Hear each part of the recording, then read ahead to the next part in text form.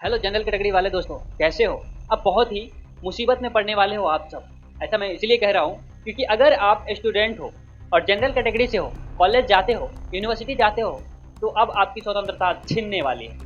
क्योंकि सरकार ने एक ऐसा नियम लागू किया है जिसमें समानता का अधिकार बताते हुए SC/ST को आगे किया है। और इसमें क्या कुछ बताया है वो आपको हम बताते हैं। लेकिन सबसे पहले हम आपको एक एग्जाम्पल के तौर पर बताते हैं कि अगर आप जनरल कैटेगरी से हो और आप और आपके कोई फीमेल मित्र कॉलेज में हो, अगर वहीं आपके सामने कोई SC/ST का लड़का आता है और आपके फीमेल फ्रेंड को प्रपोज करता है और आपकी फीमेल फ्रेंड नहीं मानती है, इनकार करती है, तो वो ST/ST वाला लड़का तुरंत जाके कंप्लेन कर सकता है। और कंप्लेन करने के बाद पता है दोस्तों क्या हो?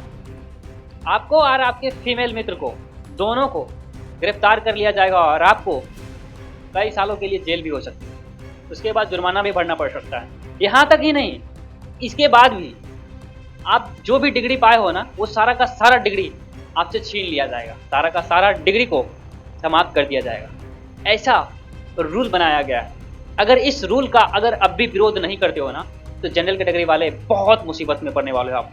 आपकी स्वतंत्रता छीनने वाली है। धीरे धीरे आपको यहाँ से भागना पड़ेगा, दूसरे देश जाना पड़ेगा। देखिए, यूजीसी ने जनवरी 2026 में promotion of equity in higher education institution regulation 2026 नाम का एक नया नियम जारी किया है। इस नियम में क्या है? यह कानून कॉलेजों यूनिवर्सिटी में जाति आधारित भेदभाव ST/SC OBC EWS के खिलाफ बनाया गया है।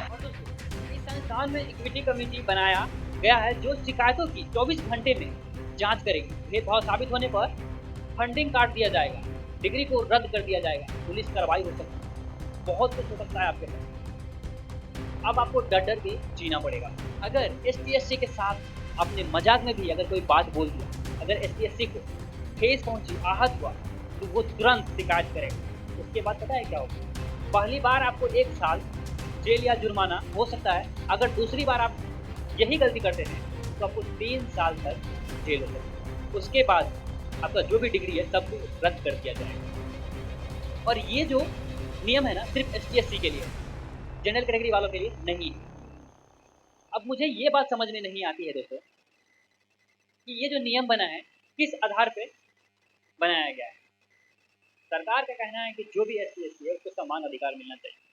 अरे भाई, समान अधिकार मिलना चाहिए तो उसके लिए आप करो ना कुछ।